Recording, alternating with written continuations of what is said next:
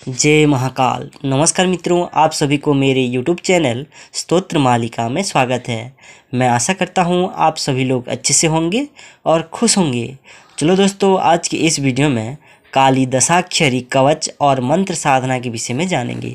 दोस्तों, एक बार देवर्षि नारद जी के मन में देवी भद्र काली के दशाक्षरी मंत्र विद्या तथा कवच के विषय में जानने की तीव्र इच्छा जागृत हुई।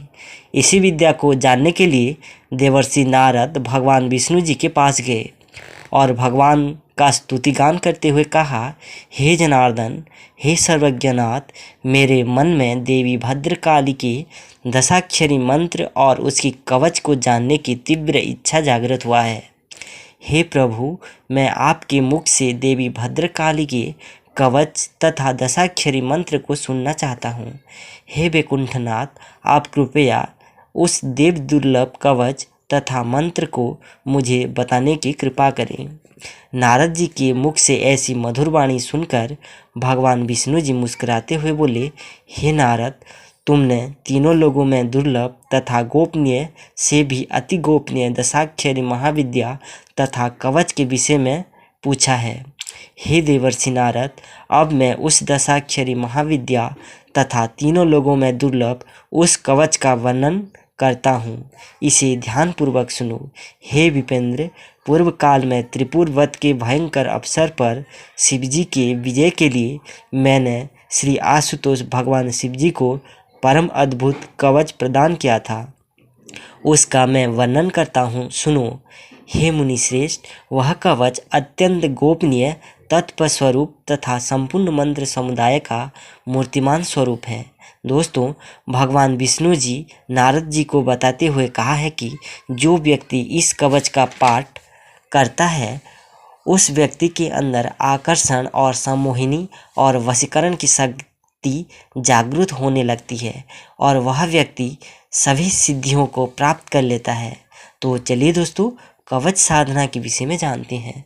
दोस्तों, इस कवच को किसी भी गुप्त नवरात्रि, कृष्ण पक्ष की अष्टमी, कृष्ण चतुर्दशी, अमावस्या, पूर्णिमा की रात्रि, दीपावली की रात्रि काल में, होली की रात्रि काल में, अमावस्या युक्त मंगलवार की रात्रि काल में या शनिवार युक्त अमावस्या की रात्रि काल में इस कवच का पाठ आरंभ करना अधिक शुभ फलदायी होता है। दोस्तों, सबसे पहले रात्रि काल में स्नान करने के पश्चात लाल वस्त्र का परिधान करें। तत्पश्चात पूजन कक्ष में पूर्व दिशा की ओर मुख करके एक बजोट पर लाल वस्त्र बिछाएं और उसके ऊपर देवी काली का कोई भी चित्र को स्थापित करें। तत्पश्चात तिल के तेल का दीपक प्रज्वलित कर अगरबत्ती, धूप, रक्त चंदन, गुड़हल के पुष्प, लाल चुनरी, लाल चूड़ी, नारियल, गुड़ से बना खीर और पेड़ा भोग में अर्पित करें। उसके पश्चात ओम ह्रीं श्रीं क्लीं कालिकायै स्वाहा इस मंत्र का 108 बार जाप करें। तत्पश्चात मूल कवच का रोज 108 बार 1 महीने तक जाप करने से इस कवच सिद्ध हो जाता है। तो चलिए दोस्तों, कवच के विषय में जानते हैं।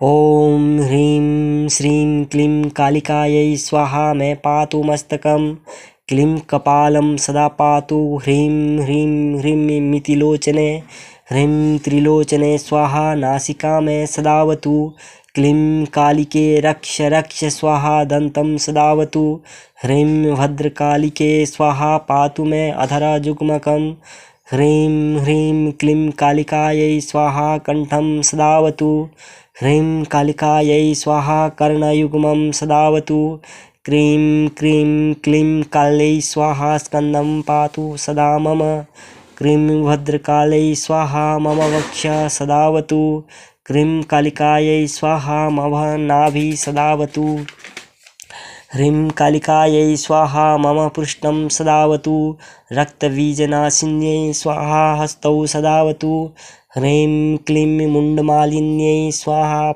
पादौ सदावतु, ह्रीं चामुण्डायै स्वाहा सर्वांगे में सर्वदा प्राच्यां पातु महाकाली आग्नेयां रक्तदन्तिका दक्षिणे पातु चामुण्डा नैऋत्यां पातु कालिका श्यामा च वारुणे पातु वायव्यां पातु चण्डिका उत्तरे विकटास्या च ईशान्यम् अट्टहासिनी ऊर्ध्वं पातु लोलजिह्वा मायाध्या पात्पदा सदा स्थले जले अंतरिक्ष पातु विश्वा प्रसु सदा।